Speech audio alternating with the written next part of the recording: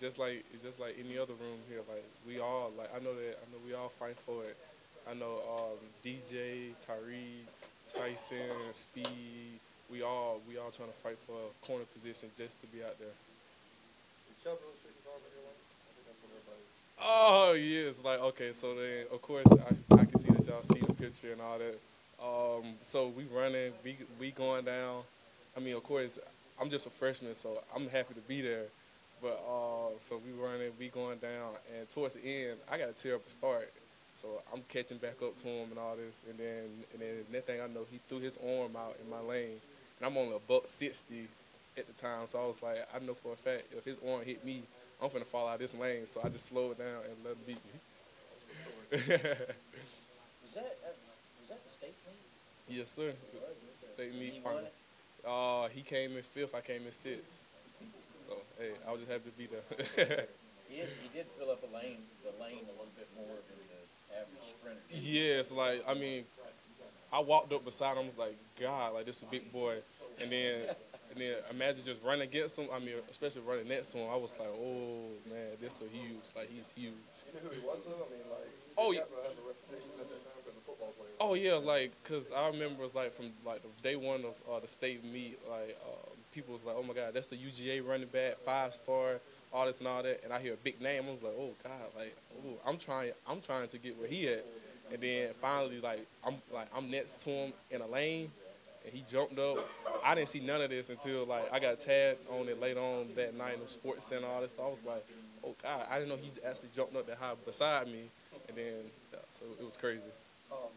So when you look at the unit of defensive backs, I mean, what type of challenge is there too for you and Tyson to kind of replace what DeAndre Baker had? I mean, I know it's hard to replace, right? Yes, I mean like DeAndre Baker is a hard person to replace because he knew it. I mean like he knew his thing. He had the technique.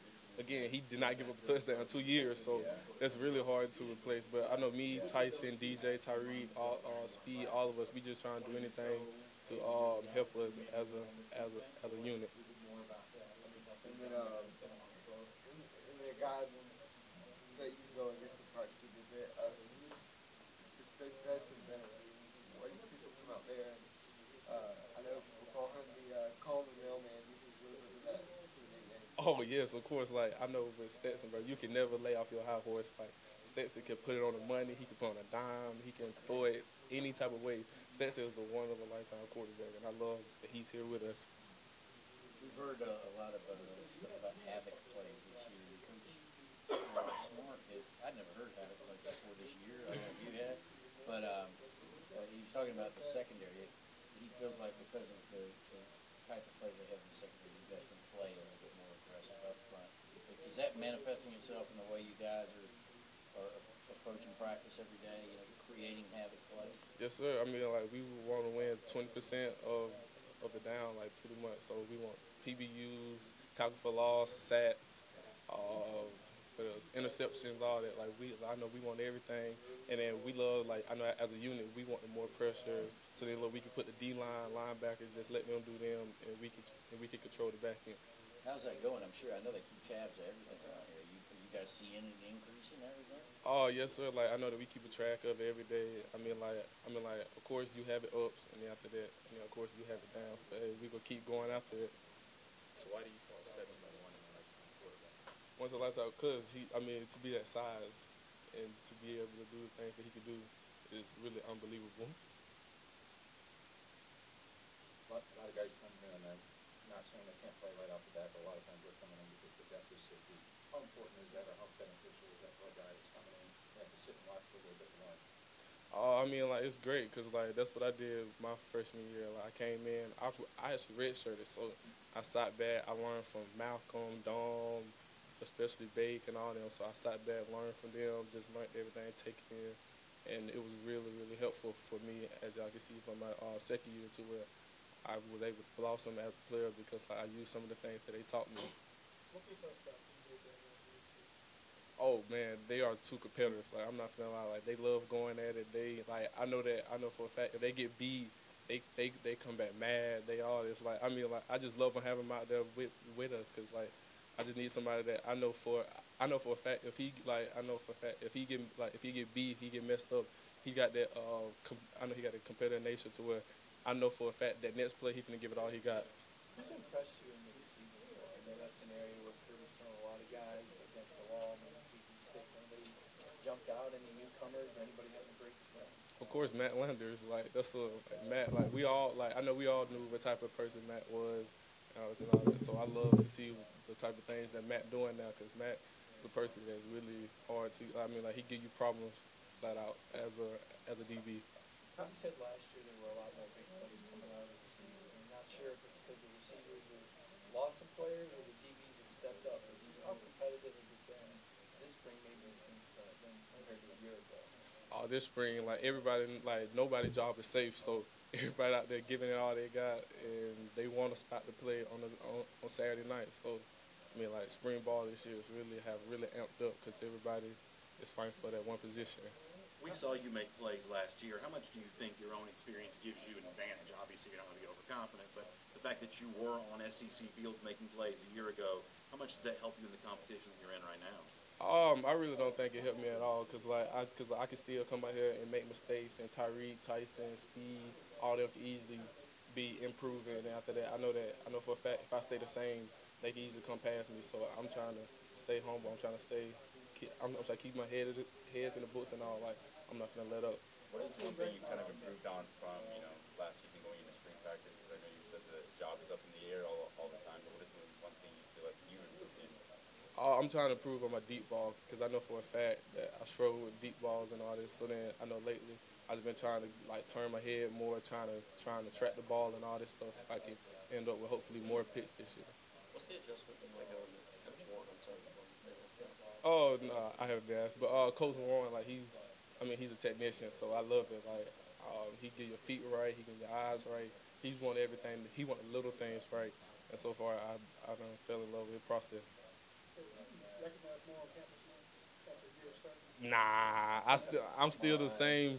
I'm still the same little person that I was. Like nobody still don't know me, and I love it. I just love staying low key. So people don't recognize you on campus? Nah, Starting quarterback at UT? no sir, and I'm happy. What are the characteristics of Charlie? I know he was Mr. Intensity in Air Force and all that. Does that fit him? I mean, is he like that?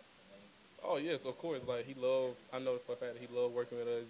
He want us to be the best that we can be. So then after that, he pushing us the hardest of the hardest because he know for a fact that we have we have a lot of talent in that room and all that. So he's just pushing us. How's that compare to no coverage?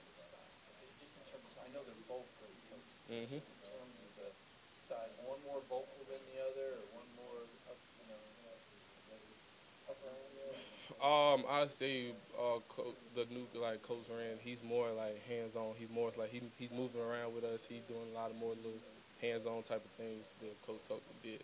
So it pretty much like you said. They both are great coaches in their own ways. You just gotta take it for the both. Does he match Kirby's intensity? Because I still hear Kirby. I got to think for you guys. Both of you ever quiet out there? Oh nah, I like it being like and like that because like I know for the moment when they stop yelling at me, when they stop getting on to me, that mean that I have done something bad. So I just love being coached, and I just love them being able to coach me. Time is over now. I don't know if you saw the basketball where the basketball coach got in the player's face and was challenging him. As an athlete, how do you respond to that? Were you surprised that some people were taken aback by that?